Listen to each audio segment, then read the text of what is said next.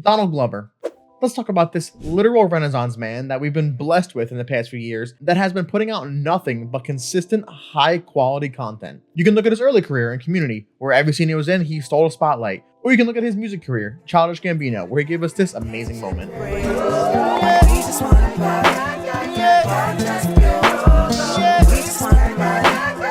Or maybe you're thinking of the phenomenal award-winning TV series he created, Atlanta. Personally, my favorite scene in Atlanta is when you guys subscribe down below and like the video. Thanks. But today, we're here to talk about his newest project, Mr. and Mrs. Smith. Hold up, wait a minute, all good just a week ago. Crew at my house and we party every weekend. So on the With largely the creative team from Atlanta moving to this project, it created a perfect, witty, and wacky architecture that combined drama, comedy, and action into one series. Right off the bat with Donald Glover casting himself as Mr. Smith, works so perfectly with his co-lead Maya, who played Mrs. Smith, because they had such great chemistry that you don't just see it on screen, but even in their interviews, they were just like this feuding married couple who are best friends, and it just really shows in every episode. Now, of course, like in all his projects, there are some crazy scenarios they get into, and the awkward tension that you feel in the dialogue and the writing is spectacular. It makes you feel intense secondhand embarrassment for everyone in the scene, and honestly made me want to skip to the next scene so I can just avoid the awkward silence that happened almost every other second. Now, did this uncomfortability and awkwardness being so visceral ruin the show in any way?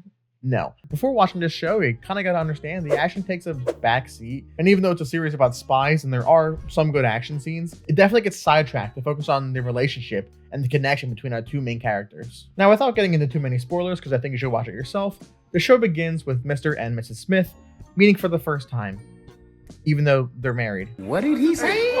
And that's because, unlike the movie released in 2005 that the show is based off of, it's actually two people working for the same company, unlike the Brad and Angelina Jolie movie, where there are two people that were already married who had boring lives, but were actually secret spies working for opposite companies that were tasked with taking each other out.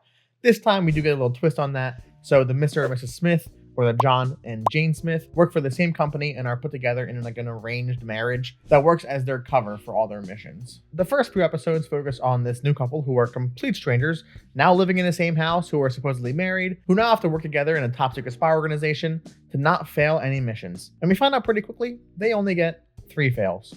Or else. Or else what? Exactly. This is where we get a lot of the weird interactions that you honestly would find yourself in if you were in the same situation. Now, yeah, you may never have to pretend to be a dog to get in a pretend threesome with a target and then stab him with truth serum.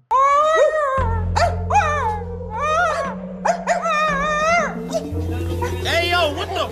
But the important thing from these weird scenes is that afterwards, the moment comes when our two characters are alone and we get our relief, which is an easier way for the audience to connect to what just happened. And instead of just moving on, they actually react to the situation and kind of say what we've all been thinking the whole time, like how weird that was. But that being said, the guest stars we get in this show are so hilarious. And finally, something else they do really well is just leaving questions unanswered. I mean, the ending is the biggest cliffhanger ever. I mean, you can speculate all you want if you've seen the ending of the show, but honestly, I don't know what's going to happen. And season 2 hasn't been confirmed by Prime yet, so get on your shit, Amazon. I mean, you guys have some of the best shows I've ever seen. Reacher, Invincible, The Boys, Gen V, Good Omens. I mean, you guys are putting out good shit. And so please, don't stop now, Jeff Bezos, and just renew him for season 2, all right?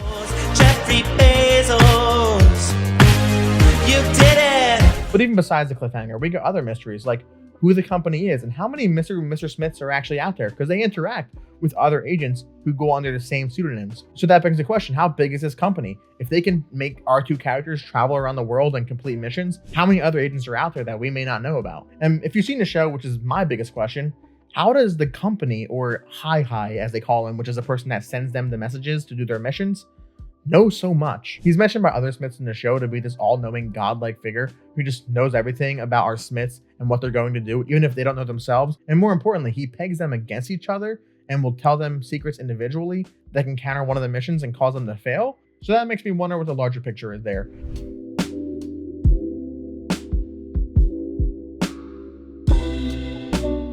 But with Donald Glover and the writing team for Atlanta still working on this project for the next season, if they get renewed, I have no doubts that it's going to be better than the first.